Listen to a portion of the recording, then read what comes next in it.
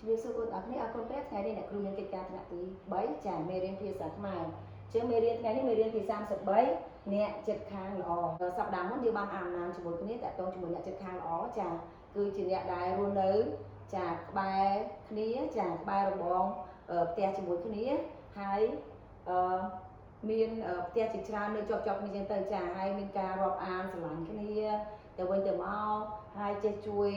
គ្នាពេលដែលមានអាសន្នចាពេលដែលមានចំណីអាហារឆ្ងាញ់នេះពួកគាត់ចេះតែចែករំលែកគ្នាចាហត់យកទៅឲ្យគ្នាទៅវិញទៅមកចាអញ្ចឹងនៅក្នុងអំណាចនោះបានបង្ហាញថាអ្នកចិត្តខាងល្អគឺជាអ្នកចិត្តខាងដែរចេះស្រឡាញ់រាប់អានគ្នាចេះជួយគ្នាទៅវិញទៅមកចាអញ្ចឹងថ្ងៃនេះអ្នកគ្រូនឹងលើកយកចំណុចមួយនៅក្នុងមេរៀននៅក្នុងចំណុចតដែលនិយាយអំពីបញ្យលពាក្យចាបញ្យលពាក្យ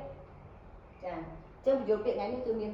ចំនួន3ពាក្យចាពាក្យទី1ពាក្យថារើអើងពាក្យទី2ពាក្យថាអាសន្នពាក្យទី3ពាក្យថាសិទ្ធចាអញ្ចឹងអ្នកគ្រូនឹងបញ្យលម្ដងពាក្យគូណាចាអញ្ចឹងនេះគឺជាពាក្យហើយកន្លែងនេះគឺជាថ្នាក់ពាក្យហើយ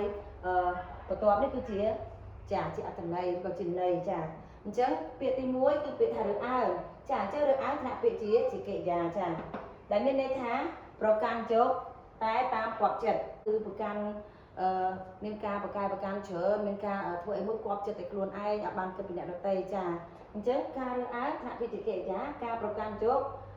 តែតាមគាត់ចិត្តចាអញ្ចឹងធ្វើឲ្យមួយគឺរើអើងអ្នកដទៃឲ្យគាត់ទៅចិត្តខ្លួនឯងទេចាគឺកន្លែងហ្នឹងគឺចង់មានន័យអញ្ចឹងចា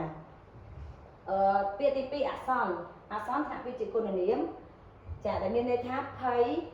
គឺហេតុឬអ្វីដែលគួរខ្លាចចាអញ្ចឹងកន្លែងនេះគឺឧទាហរណ៍ជាក់ស្ដែងថានៅក្នុងភូមិមួយដែលមានការរស់នៅមានផ្ទះមានប្រជាជនច្រើនមែនទែនចាស្រាប់តែមានហេតុការណ៍មួយគឺភ្លើងឆេះចាគឺវាគួរខ្លាចមែនទែនបើសិនបើយើងអត់សហការគ្នាអត់ជួយគ្នាអត់ចេះស្រឡាញ់គ្នាទេគឺភ្លើងនឹងឆេះរាលដាលហើយតែបើយើងចេះសាមគ្គីគ្នាចេះជួយគ្នាយើងយកទឹកទៅជួយពលរដ្ឋម្នាក់បន្តិចទៅដើម្បីកាត់បន្ថយការដែលឆេះនឹងហើយមួយទៀតយើងជួយទៅឡើងទឹកទៅដើម្បីឡើងទឹកមកទាន់ពេលទៅគឺมันមានបញ្ហាធ្ងន់ធ្ងរកើតឡើងក្នុងភូមិទេចាអាចនឹងមានសុខភាពទាំងអស់គ្នាផងដែរចាពាក្យទី3សិទ្ធចាសិទ្ធកន្លែងនេះថ្នាក់ពាក្យជាគុណនាមចាសំតាមបំណងសេចក្តីសម្រេចតាមអំណាចច្បាប់ចាអញ្ចឹងកន្លែងនេះឧទាហរណ៍ថាកូនជិះម៉ូតូជាមួយនឹងប៉ាចុះជិះម៉ូតូទៅផ្សារទិញម្ហូបស្រាប់តែពេលដែលជិះទៅតាមផ្លូវទៅយើងជិះផ្លូវគៀនធម្មតាទេស្រាប់តែមានឡានមួយគ្រឿងដែលគាត់បើកកញ្ច្រាស់ផ្លូវហើយគាត់បើកយ៉ាងលឿនហើយក៏ជ្រុលចង្កូតមកប៉ះម៉ូតូរបស់យើងដួលធ្វើឲ្យម៉ូតូហ្នឹងខ្ទេចចាខ្ទេចរងការខូចខាតខ្លាំងមែនទែនហើយក៏មានរបួសស្នាមទៅលើប៉ាឬក៏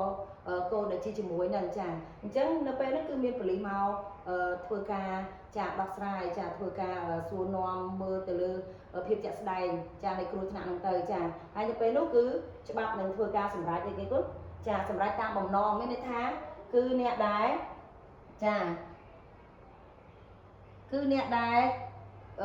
ត្រឹមត្រូវអ្នកដែលគ្រោះថ្នាក់ឲ្យគាត់ជិះស្របផ្លូវរបស់គាត់ត្រឹមត្រូវគឺគាត់នឹងទទួលបានចាទទួលបានសេចក្តីសម្រេចតាមបំណងគឺ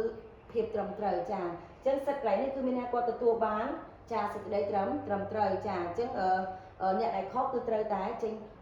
ការខូចខាតនៃការព្យាបាលទៅដល់អ្នកដែលមានរបួសស្នាមអ្នកដែលគ្រោះថ្នាក់នឹងឯងចាអញ្ចឹងអរគុណច្រើនសង្ឃឹមថាបរិញ្ញាបត្រថ្ងៃនេះនឹងជួយកូនបន្ថែមទៀតសូមប្រទានពរគុណជម្រាបលា